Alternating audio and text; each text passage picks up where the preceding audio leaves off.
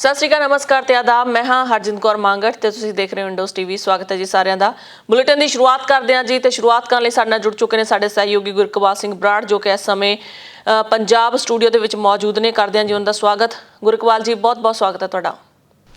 शुक्रिया हरजिंद, ते स्वागत करते हैं उन्होंने दर्शकों का जो लगातार साडे नाल इस प्रोग्राम राही जुड़ते हैं जी जी जी बराड़ साहब, पंजाब की सियासत पकी हुई है जी। बहुत सारिया जिहड़ियां चीज़ां ने सियासत करके करवाइयां जा रही हैं, चाहे वो किसी की कह लो भी हत्या का मामला होवे जां बेअदबी का मामला होवे। पंजाब दे विच इस समय माहौल पूरा खराब करने की कोशिश की जा रही है ताकि लोगों का जिहड़ा ध्यान है सियासत तो हट के उन्हां असल मुद्दों तो हट के उन्हां वल लगे।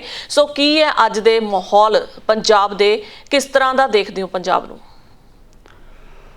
देखो हरजिंद, बिल्कुल ये कोई शक नहीं है कि पंजाब का माहौल किते ना किते सियासी रंग के रंगत तो बाहर कढ़न वास्ते इहनूं खराब करने की कोशिश की जा रही है। लोकां नूं लोक मुद्दों तो भटकाउण दे लई कोई ना कोई कुझियां चालां जिहड़ियां लगातार चलियां जा रही ने, चाहे वह आपां श्री दरबार साहिब ते होया हमला होवे जां कुछ होर सियासी रंगत है जिहड़ी इन्हां मसलिਆਂ ਨੂੰ देण दी जिहड़ी गल कीती जांदी है उहदी आपां गल कर लईए।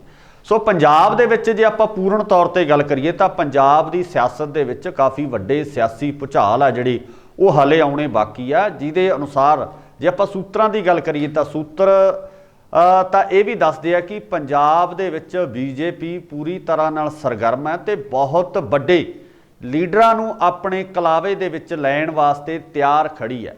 तो जिथों तक आपां सियासी पार्टियां की गल करिए, रवायती पार्टियां की गल करिए तां रवायती पार्टियां दे विच अकाली अते कांग्रेस दे काफ़ी वड्डे चेहरे जिन्हां दे बाबत लगातार जिहड़े मीडिया हलकियां दे विच आवाज़ां उठ रही, लगातार क्यासाइयां लगाईयां जा रही कि ये वड्डे चेहरे कदे ना कदे जिहड़ा दिन पो रात बीजेपी के टच दे विच है, बीजेपी दे नाल संपर्क दे विच है ते कदों भी ये ऐलान हो सकता है कि असी बीजेपी दे विच शामिल हो रहे हैं।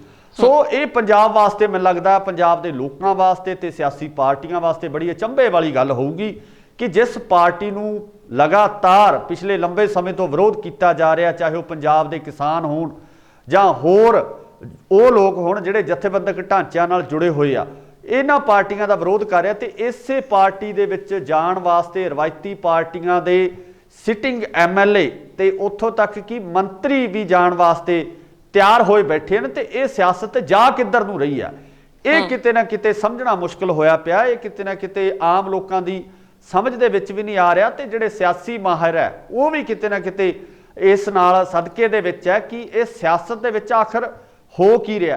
जे आपां कल की गल करिए तां राणा गुरमीत सोढी है जो कि बीजेपी दे विच शामिल हुंदे है, कैप्टन अमरिंदर सिंह दे बहुत ज़्यादा नेड़ले दसे जाते हैं, बहुत ज़्यादा नज़दीकी दसे जाते हैं। तो क्यासाइयां ये भी लगाइयां जा रही कि जल्दी ही कैप्टन अमरिंदर सिंह खुद भी सीधे तौर पर कांग्रेस नूं अपनी पार्टी नूं छड्ड जिहड़ा उन्होंने नवी पार्टी उन्होंने वालों बनाई गई उसनूं छड्ड सीधे तौर पर बीजेपी दे विच शमूलीयत कर सकते हैं।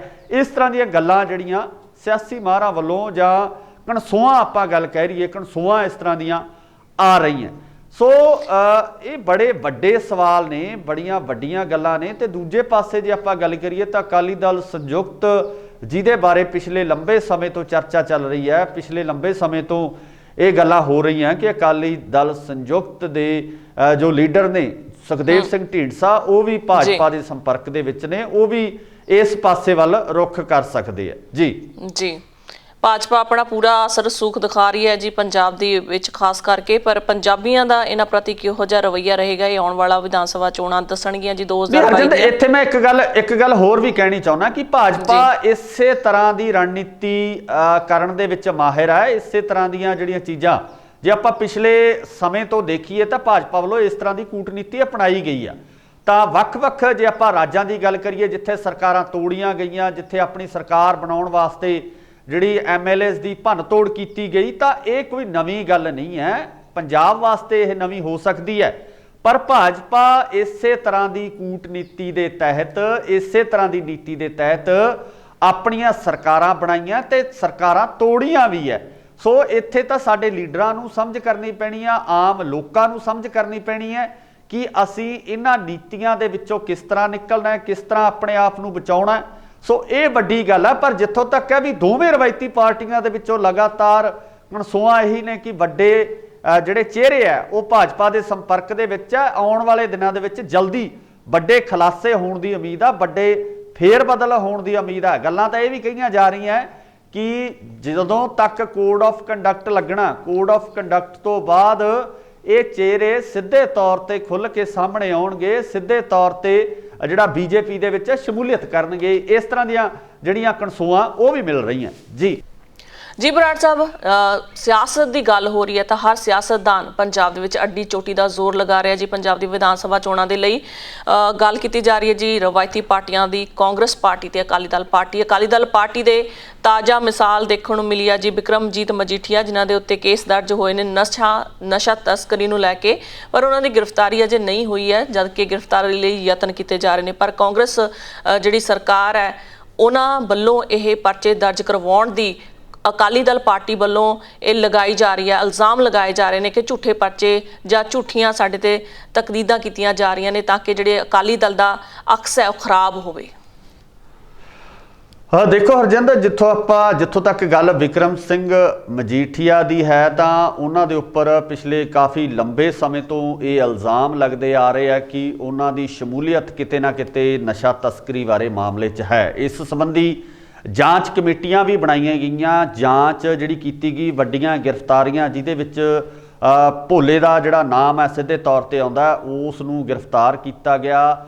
ਜਿਹੜੀ ਸਿੰਥੈਟਿਕ ਡਰੱਗ ਹੈ ਇਸ ਮਾਮਲੇ ਦੇ ਵਿੱਚ ਵੱਡੀ ਗ੍ਰਿਫਤਾਰੀ ਹੈ ਜਿਹੜੀ ਇਹ ਕੀਤੀ ਗਈ ਸੀ ਤੇ ਇਸ ਗ੍ਰਿਫਤਾਰੀ ਤੋਂ ਬਾਅਦ ਜਿਹੜੀ ਕੜੀ ਦਰ ਕੜੀ ਹੈ ਉਹ ਜੋੜ ਕੇ ਜਿਹੜੀ ਜਾਂਚ ਕਮੇਟੀ ਹੈ, ਜਿਹੜੀ ਸਿੱਟ ਹੈ, ਸਿੱਟ ਵੱਲੋਂ ਜਿਹੜਾ ਇਹ ਖੁਲਾਸੇ ਕੀਤੇ ਗਏ ਤੇ ਇਸ ਸਿੱਟ ਦੇ ਆਧਾਰ ਤੇ ਹੀ ਜਿਹੜੇ ਹੁਣ ਪਰਚੇ ਦਰਜ ਹੋ ਰਹੇ ਆ, ਪਰਚੇ ਦਰਜ ਕੀਤੇ ਗਏ ਹੈ। ਪਰ ਇਹਨਾਂ ਦੇ ਵਿੱਚ ਸੱਚਾਈ ਕਿੰਨੀ ਹੈ, ਇਹਦੇ ਵਿੱਚ ਕਿੰਨੀ ਕੁ ਸ਼ਮੂਲੀਅਤ ਹੈ, ਇਸ ਬਾਰੇ ਜਿਹੜੀ ਟਿੱਪਣੀ ਕਰਨੀ ਹਾਲ ਦੀ ਘੜੀ ਮੁਸ਼ਕਿਲ ਹੈ। ਸੋ ਜਿਸ ਤਰੀਕੇ ਨਾਲ ਪਰਚਾ ਦਰਜ ਹੋਇਆ, ਪਰਚਾ ਕਾਫੀ ਜਿਹੜਾ ਸੋਚ ਸਮਝ ਕੇ ਕੀਤਾ ਗਿਆ, ਕਾਫੀ ਮਜ਼ਬੂਤ ਹੈ ਜਿਹੜਾ ਕੇਸ ਹੈ। NDPS ਐਕਟ ਦੇ ਤਹਿਤ ਜਿਹੜਾ ਇਹ ਪਰਚਾ ਦਰਜ ਹੋਇਆ। ਜੇ ਆਪਾਂ ਮਾਹਰਾਂ ਦੀ ਗੱਲ ਮੰਨੀਏ ਤਾਂ ਆਮ ਲੋਕਾਂ ਦੇ ਉੱਪਰ ਅਗਰ ਇਸ ਤਰ੍ਹਾਂ ਦਾ ਕੋਈ ਪਰਚਾ, ਇਸ ਤਰ੍ਹਾਂ ਦਾ ਕੇਸ ਹੈ ਕੋਈ ਦਰਜ ਹੁੰਦਾ ਤਾਂ ਉਸ ਕੇਸ ਦੇ ਵਿੱਚ ਜਿਹੜੀ ਜ਼ਮਾਨਤ ਹੈ ਉਹ ਮਿਲਣੀ ਕਾਫੀ ਜ਼ਿਆਦਾ ਮੁਸ਼ਕਿਲ ਹੋ ਜਾਂਦੀ ਹੈ। ਪਰ ਰਾਜਨੀਤਿਕ ਲੋਕਾਂ ਦੇ ਵਿੱਚ ਇਹ ਕੇਸ ਕਿਸ ਤਰ੍ਹਾਂ ਨਾਲ ਚੱਲਦਾ, ਕਿਉਂਕਿ ਹੋ ਸਕਦਾ ਕਿ ਜੇ ਵਕੀਲਾਂ ਦੀ ਗੱਲ ਕਰੀਏ ਤਾਂ ਵਕੀਲਾਂ ਵੱਲੋਂ ਆਪਣੇ ਦਾਅ ਪੇਚ ਖੇਡ ਕੇ ਇਸ ਕੇਸ ਨੂੰ ਰਾਜਨੀਤੀ ਤੋਂ ਪ੍ਰੇਰਿਤ ਕੇਸ ਬਣਾ ਕੇ ਪੇਸ਼ ਕੀਤਾ ਜਾਂਦਾ ਤਾਂ ਹੋ ਸਕਦਾ ਕਿ ਵਿਕਰਮ ਸਿੰਘ ਮਜੀਠੀਆ ਨੇ ਜੋ ਅਕਾਲੀ ਦਲ ਨਾਲ ਸੰਬੰਧਿਤ ਨੇ, ਸਰਦਾਰ ਸੁਖਬੀਰ ਸਿੰਘ ਬਾਦਲ ਦੇ ਨੇੜਲੇ ਰਿਸ਼ਤੇਦਾਰ ਨੇ, ਉਹਨਾਂ ਨੂੰ ਇਸ ਕੇਸ ਦੇ ਵਿੱਚੋਂ ਜਿਹੜੀ ਜ਼ਮਾਨਤ ਆ ਉਹ ਮਿਲ ਜਾਵੇ। ਪਰ ਆਮ ਤੌਰ ਤੇ ਜਿਸ ਤਰ੍ਹਾਂ ਅਸੀਂ ਕਈ ਵਕੀਲਾਂ ਨਾਲ ਸੰਪਰਕ ਕੀਤਾ, ਉਹਨਾਂ ਤੋਂ ਇਹ ਜਾਣਨ ਦੀ ਕੋਸ਼ਿਸ਼ ਕੀਤੀ ਕਿ ਜਿਹੜੀਆਂ ਧਾਰਾਵਾਂ ਲੱਗੀਆਂ ਨੇ ਇਹਨਾਂ ਧਾਰਾਵਾਂ ਦੇ ਵਿੱਚ ਕਿਸ ਤਰ੍ਹਾਂ ਦੀ ਜਿਹੜੀ ਪੈਰਵਾਈ ਹੁੰਦੀ ਆ, ਅੱਗੇ ਕੇਸ ਕਿਸ ਤਰੀਕੇ ਨਾਲ ਵੱਧਦਾ, ਕਿਸ ਤਰ੍ਹਾਂ ਕਿੰਨੀ ਸਜ਼ਾ ਜਿਹੜੀ ਇਸ ਕੇਸ ਦੇ ਵਿੱਚ ਹੋ ਸਕਦੀ ਹੈ। ਤਾਂ ਉਹਨਾਂ ਵੱਲੋਂ ਪਹਿਲੇ ਮਾਹੌਲ ਦੇ ਵਿੱਚ, ਪਹਿਲੇ ਸਟੈਪ ਦੇ ਵਿੱਚ ਇਹੀ ਗੱਲ ਕਹੀ ਹੈ ਕਿ ਸਭ ਤੋਂ ਪਹਿਲਾਂ ਜ਼ਮਾਨਤ ਮਿਲਣੀ ਕਾਫੀ ਮੁਸ਼ਕਿਲ ਹੈ। ਪਰ ਇਸ ਕੇਸ ਦੇ ਵਿੱਚ ਪਾਰਟੀਕੂਲਰਲੀ ਅਗਰ ਰਾਜਨੀਤੀ ਤੋਂ ਪ੍ਰੇਰਿਤ ਇਸ ਪਰਚੇ ਨੂੰ ਦੱਸਿਆ ਜਾਂਦਾ ਤਾਂ ਇਹਦੇ ਵਿੱਚ ਜਿਹੜੀਆਂ ਥੋੜਾ ਜਿਹਾ ਚੇਂਜਸ ਹੈ ਕੁਝ ਹੋ ਸਕਦੇ ਆ। ਬਾਕੀ ਮਾਣਯੋਗ ਅਦਾਲਤ ਇਸ ਸੰਬੰਧੀ ਜੱਜ ਵਿਕਰਮ ਸਿੰਘ ਮਜੀਠੀਆ ਕਿਸ ਤਰੀਕੇ ਨਾਲ ਇਸ ਕੇਸ ਨੂੰ ਪੁੱਟ ਅਪ ਕਰਦੇ ਆ, ਇਹ ਆਉਣ ਵਾਲਾ ਜਿਹੜਾ ਸਮਾਂ ਦੱਸੇਗਾ। ਬਾਕੀ ਜਿੱਥੋਂ ਤੱਕ ਰਾਜਨੀਤੀ ਦੇ ਵਿੱਚ ਇਹ ਗੱਲਾਂ ਕਾਫੀ ਹੱਦ ਤੱਕ ਜਾਇਜ਼ ਮੰਨੀਆਂ ਜਾਂਦੀਆਂ, ਕਿਉਂਕਿ ਇੱਕ ਪਾਰਟੀ ਦੂਸਰੀ ਪਾਰਟੀ ਦੇ ਉੱਪਰ ਇਲਜ਼ਾਮ ਆਰੋਪ ਹੈ ਜਿਹੜੀ ਉਹ ਲਗਾਤਾਰ ਲਗਾਉਂਦੀ ਰਹਿੰਦੀ ਹੈ। ਤਾਂ ਇਸੇ ਤਰ੍ਹਾਂ ਹੀ ਕੱਲ ਜੇ ਆਪਾਂ ਗੱਲ ਕਰੀਏ ਤਾਂ ਪ੍ਰਕਾਸ਼ ਸਿੰਘ ਬਾਦਲ ਦਾ ਜਿਹੜਾ ਬਿਆਨ ਆ ਉਹ ਵੀ ਆਉਂਦਾ ਕਿ ਉਹਨਾਂ ਵੱਲੋਂ ਸਾਫ਼ ਤੌਰ ਤੇ ਇਹ ਗੱਲ ਕਹੀ ਜਾਂਦੀ ਹੈ ਕਿ ਇਸ ਤਰ੍ਹਾਂ ਦੀ ਰਾਜਨੀਤੀ ਕਰਨਾ ਜਾਇਜ਼ ਨਹੀਂ ਹੈ। ਅਗਰ ਇੱਦਾਂ ਦਾ ਹੀ ਕੁਝ ਕਰਨਾ ਤਾਂ ਉਹਨਾਂ ਨੇ ਆਪਣੇ ਉੱਪਰ ਕਿਹਾ ਕਿ ਮੇਰੇ ਉੱਪਰ ਵੀ ਜਿਹੜਾ ਮੈਨੂੰ ਵੀ ਗ੍ਰਿਫਤਾਰ ਕਰ ਲਿਆ ਜਾਵੇ, ਮੇਰੇ ਉੱਪਰ ਵੀ ਜਿਹੜਾ ਪਰਚੇ ਦਰਜ ਕਰ ਦਿੱਤੇ ਜਾਣ। ਤਾਂ ਇਸ ਤਰ੍ਹਾਂ ਲਗਾਤਾਰ ਜਿਹੜੀਆਂ ਇਸ ਤਰ੍ਹਾਂ ਦੀਆਂ ਬਿਆਨਬਾਜ਼ੀਆਂ ਹੁੰਦੀਆਂ ਆ ਰਹੀਆਂ ਨੇ। ਪਰ ਇਹਦੇ ਵਿੱਚ ਹਰਜਿੰਦਰ ਇੱਕ ਗੱਲ ਬੜੀ ਗੰਭੀਰ ਆ, ਸੋਚਣ ਵਾਲੀ ਗੱਲ ਹੈ ਕਿ ਆਖਰ 4.5 ਸਾਲ ਦਾ ਸਮਾਂ ਬੀਤਣ ਚੁੱਕਿਆ ਇਸ ਸਰਕਾਰ ਨੂੰ, ਇਸ ਤੋਂ ਪਹਿਲਾਂ ਇਹ ਕਾਰਵਾਈਆਂ ਕਿਉਂ ਨਹੀਂ ਹੋਈਆਂ? ਆਖਰ ਹੁਣ ਇਹਨਾਂ ਪਰਚਿਆਂ ਨੂੰ ਦਰਜ ਕਰਨ ਦੀ ਲੋੜ ਕਿਉਂ ਪਈ? ਇਹਦੇ ਵਿੱਚ ਆਮ ਲੋਕ ਜਾਂ ਵੋਟਰ ਵੀ ਕਿਤੇ ਨਾ ਕਿਤੇ ਸੋਚਣ ਵਾਸਤੇ ਮਜਬੂਰ ਹੈ ਕਿ 4.5 ਸਾਲ ਤੋਂ ਲਗਾਤਾਰ ਨਸ਼ਿਆਂ ਦੇ ਵਿਰੋਧ ਹੋ ਰਿਹਾ ਸੀ, ਨਸ਼ਾ ਬਾਬਤ ਪ੍ਰੋਟੈਸਟ ਕੀਤੇ ਜਾ ਰਹੇ ਸੀ, ਉਦੋਂ ਤੱਕ ਕੋਈ ਇਸ ਤਰ੍ਹਾਂ ਦੀਆਂ ਕਾਰਵਾਈਆਂ ਨਹੀਂ ਹੋਈਆਂ। ਇਹਦੇ ਵਿੱਚ ਕਿਤੇ ਨਾ ਕਿਤੇ ਕਾਂਗਰਸ ਪਾਰਟੀ ਦੀ ਮਨਸਾ ਤਾਂ ਜ਼ਰੂਰ ਹੈਗੀ ਹੈ ਕਿ ਰਾਜਨੀਤਿਕ ਲਾਹਾ ਲੈ ਕੇ ਆਖਰੀ ਸਮੇਂ ਬਿਲਕੁਲ ਆਖਰੀ ਪੁਆਇੰਟ ਦੇ ਉੱਪਰ ਇਹ ਪਰਚਾ ਦਰਜ ਕੀਤਾ ਗਿਆ ਤੇ ਇਹਦੇ ਵਿੱਚ ਕਾਰਵਾਈ ਕੀਤੀ ਗਈ ਹੈ। ਤਾਂ ਪਹਿਲਾ ਸਮਾਂ ਸਰਕਾਰ ਕਿੱਥੇ ਸੀ, ਇਹ ਜ਼ਰੂਰ ਸਵਾਲ ਕਾਂਗਰਸ ਸਰਕਾਰ ਦੇ ਉੱਪਰ ਖੜੇ ਹੋ ਰਹੇ ਜੀ। ਜੀ ਬਰਾੜ ਜੀ, ਗੁਰਨਾਮ ਸਿੰਘ ਚੜੂਨੀ ਹਰਿਆਣਾ ਤੋਂ ਜਿਨ੍ਹਾਂ ਨੇ ਲਗਾਤਾਰ ਕਿਸਾਨੀ ਸੰਘਰਸ਼ ਮੋਰਚੇ ਦਾ ਸਾਥ ਦਿੱਤਾ, ਹਿੱਸਾ ਬਣੇ ਰਹੇ, ਐਕਟਿਵ ਮੈਂਬਰ ਰਹੇ ਨੇ, ਉਹਨਾਂ ਨੇ ਐਲਾਨ ਕਰ ਦਿੱਤਾ ਜੀ ਹਰਿਆਣਾ ਦੇ ਵਿੱਚ ਸੰਯੁਕਤ ਕਿਸਾਨ ਮੋਰਚੇ ਦੀ ਪਾਰਟੀ ਬਣਾਉਣ ਲਈ। ਪੰਜਾਬ ਦੇ ਵਿੱਚ ਖਾਸ ਕਰਕੇ ਜਿਹੜਾ ਯੂਥ ਹੈ ਉਹ ਐਕਸਪੈਕਟ ਕਰ ਰਿਹਾ ਸੀ ਕਿ ਅਜਿਹੀ ਕੋਈ ਪਾਰਟੀ ਬਣੇਗੀ ਕਿਸਾਨਾਂ ਵੱਲੋਂ ਵੀ ਜਿੱਥੇ ਕੋਈ ਸੋਚ ਕੇ ਪਾਰਟੀ ਨੂੰ ਵੋਟ ਪਾ ਸਕਦਾ ਹੈ ਕਿ ਇਹ ਸਾਡੇ ਹਿੱਤ ਦੀ ਪਾਰਟੀ ਆ ਜਾਂ ਇਹ ਅੱਗੇ ਜਾ ਕੇ ਸਾਡੇ ਹਿੱਤਾਂ ਲਈ ਜਾਂ ਸਾਡੇ ਜੋ ਸਾਡੇ ਡ੍ਰੀਮ ਹੈ ਉਹਨਾਂ ਨੂੰ ਪੂਰੇ ਕਰੇਗੀ। ਪਰ ਜਿਹੜੀਆਂ ਹੁਣ ਅੱਜ ਕੱਲ੍ਹ ਦੀ ਜਿਹੜੀ ਫਿਰ ਤੋਂ ਪੰਜਾਬ ਦੇ ਵਿੱਚ ਜੇਕਰ ਝਾਤ ਮਾਰ ਕੇ ਦੇਖੀਏ ਤਾਂ 3 ਪਾਰਟੀਆਂ ਤੋਂ ਇਲਾਵਾ ਹੋਰ ਕੋਈ ਪਾਰਟੀ ਨਹੀਂ ਦਿਖਦੀ ਆ। ਸੋ ਲੋਕਾਂ ਕੋਲ ਕੋਈ ਅਜਿਹੀ ਚੋਇਸ ਨਹੀਂ ਹੈ ਕਿ ਕਿਹੜੀ ਪਾਰਟੀ ਨੂੰ ਚੁਣਨਾ, ਕਿਉਂਕਿ ਵੋਟ ਦਾ ਅਧਿਕਾਰ ਆ, ਪਾਉਣੀ ਤਾਂ ਪੈਣੀ ਆ ਜੀ। ਫਿਰ ਇਹਨਾਂ 3 ਪਾਰਟੀਆਂ ਦੇ ਵਿੱਚੋਂ ਕਿਸੇ ਨਾ ਕਿਸੇ ਬੰਦੇ ਦਾ ਚਿਹਰਾ ਸਾਹਮਣੇ ਆਵੇਗਾ। ਸੋ ਪੰਜਾਬ ਦੇ ਅੱਜ ਜਿਹੜੇ ਪੰਜਾਬ ਦੇ ਹਾਲਾਤ ਬਣੇ ਨੇ, ਯੂਥ ਦਾ ਕੀ ਕਹਿਣਾ ਹੈ ਕਿ ਕਿਹੋ ਜਿਹੇ ਹਾਲਾਤ ਨੇ ਜਾਂ ਕੀ ਐਕਸਪੈਕਟ ਕਰਦੇ ਨੇ ਉਹ? ਦੇਖੋ ਜੀ, ਜੇ ਯੂਥ ਦੀ ਗੱਲ ਕਰੀਏ ਜਾਂ ਆਮ ਲੋਕਾਂ ਦੀ ਗੱਲ ਕਰੀਏ ਤਾਂ ਆਮ ਲੋਕ ਸਿੱਧੇ ਤੌਰ ਤੇ ਇਹੀ ਚਾਹੁੰਦੇ ਆ ਕਿ ਆਮ ਲੋਕਾਂ ਦੀ ਸਰਕਾਰ ਹੋਵੇ ਜਿਹੜੀ ਲੋਕਾਂ ਬਾਰੇ ਸੋਚੇ। ਚਾਹੇ ਉਹ ਬੇਰੁਜ਼ਗਾਰ ਨੇ, ਬੇਰੁਜ਼ਗਾਰ ਚਾਹੁੰਦੇ ਕਿ ਸਾਨੂੰ ਰੁਜ਼ਗਾਰ ਮਿਲੇ, ਕਿਸਾਨ ਚਾਹੁੰਦੇ ਕਿ ਉਹਨਾਂ ਨੂੰ ਫਸਲਾਂ ਦਾ ਭਾਅ ਮਿਲੇ, ਉਹਨਾਂ ਦੀ ਫਸਲਾਂ ਦੀ ਜਿਹੜੀ ਲਿਫਟਿੰਗ ਹੈ ਉਹ ਸਹੀ ਸਮੇਂ ਤੇ ਹੋਵੇ। ਤੇ ਇਸ ਤਰ੍ਹਾਂ ਦੇ ਵਿੱਚ ਜਿਹੜਾ ਸਰਕਾਰ ਦੇ ਬਾਬਤ ਜੋ ਸਰਕਾਰ ਦੀਆਂ ਰਿਸਪੌਂਸਿਬਿਲਟੀਆਂ ਇੱਕ ਸਟੇਟ ਦੇ ਪ੍ਰਤੀ ਹੁੰਦੀਆਂ, ਉਹ ਰਿਸਪੌਂਸਿਬਿਲਟੀਆਂ ਨੂੰ ਪੂਰਨ ਤੌਰ ਤੇ ਪੂਰਾ ਕਰਨ ਵਾਲੀ ਸਰਕਾਰ ਹੀ ਪੰਜਾਬ ਦੇ ਲੋਕ ਚਾਹੁੰਦੇ ਆ। ਉਹਨਾਂ ਜ਼ਿੰਮੇਵਾਰੀਆਂ ਨੂੰ ਸਮਝਣ ਵਾਲੀ ਸਰਕਾਰ ਹੀ ਲੋਕ ਚਾਹੁੰਦੇ ਆ। ਕਿਸੇ ਤਰ੍ਹਾਂ ਦੀ ਕਾਲਾ ਬਾਜ਼ਾਰੀ ਚਾਹੇ ਉਹ ਰੇਤੇ ਦੇ ਮਾਮਲੇ 'ਚ ਹੋਵੇ, ਚਾਹੇ ਕੇਵਲ ਮਾਫੀਆ ਦੇ ਮਾਮਲੇ 'ਚ ਹੋਵੇ, ਚਾਹੇ ਹੋਰ ਕਿਸੇ ਤਰ੍ਹਾਂ ਦੇ ਜਿਹੜੇ ਗੁੰਡਾ ਟੈਕਸ ਆ ਜਿਹੜੇ ਵਸੂਲੇ ਜਾ ਰਹੇ ਨੇ, ਉਹਨਾਂ ਟੈਕਸਾਂ ਨੂੰ ਰੋਕਣ ਵਾਸਤੇ ਇਸ ਤਰ੍ਹਾਂ ਦੀ ਸਰਕਾਰ ਆਮ ਲੋਕ ਚਾਹੁੰਦੇ ਆ। ਪਰ ਹੁਣ ਕਿਹੜੀ ਪਾਰਟੀ ਹੈ, ਕਿਉਂਕਿ ਰਵਾਇਤੀ ਪਾਰਟੀਆਂ ਤਕਰੀਬਨ ਪਰਖੀਆਂ ਜਾ ਚੁੱਕੀਆਂ, ਰਵਾਇਤੀ ਪਾਰਟੀਆਂ ਨੂੰ ਲਗਾਤਾਰ ਸਮਾਂ ਦਿੱਤਾ ਗਿਆ।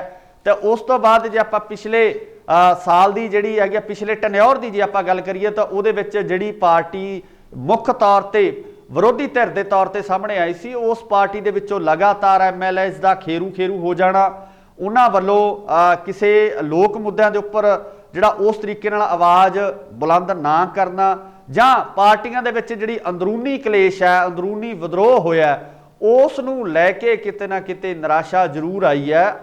ਚਾਹੇ ਉਹ ਨੌਜਵਾਨ ਨੇ, ਪੰਜਾਬ ਦੇ ਲੋਕ ਨੇ, ਜਾਂ ਜਿਹੜੇ ਅਮਨ ਪਸੰਦ ਲੋਕ ਆ, ਉਹਨਾਂ ਦੇ ਵਿੱਚ ਇਸ ਚੀਜ਼ ਦੀ ਨਿਰਾਸ਼ਾ ਜ਼ਰੂਰ ਆਈ ਹੈ। ਵਾਕਈ ਤੁਹਾਡੀ ਗੱਲ ਬਿਲਕੁਲ ਸਹੀ ਹੈ ਕਿ ਆਮ ਲੋਕ ਇਸ ਗੱਲ ਨੂੰ ਸੋਚਣ ਵਾਸਤੇ ਮਜਬੂਰ ਹੈ ਕਿ ਉਹ ਕਿਸ ਪਾਰਟੀ ਵੱਲ ਜਾਣ, ਕੀ ਉਹਨਾਂ ਰਵਾਇਤੀਆਂ ਪਾਰਟੀਆਂ ਵੱਲ ਹੀ ਰੁੱਖ ਦੁਬਾਰਾ ਕਰਨ, ਜਾਂ ਕਿਸੇ ਨਵੇਂ ਪਾਰਟੀ ਨੂੰ ਜਾਂ ਨਵੇਂ ਕਿਸੇ ਆਗੂ ਨੂੰ ਜਿਹੜਾ ਮੁੱਖ ਤੌਰ ਤੇ ਉਹਨੂੰ ਮੌਕਾ ਦਿੱਤਾ ਜਾਵੇ। ਜੀ ਬਰਾੜ ਜੀ, ਬਹੁਤ ਸ਼ੁਕਰੀਆ ਸਾਰੀ ਜਾਣਕਾਰੀ ਦੇ ਲਈ। ਮਿਲਦੇ ਹਾਂ ਜੀ ਅਗਲੇ ਹਫਤੇ। ਧੰਨਵਾਦ ਤੁਹਾਡਾ।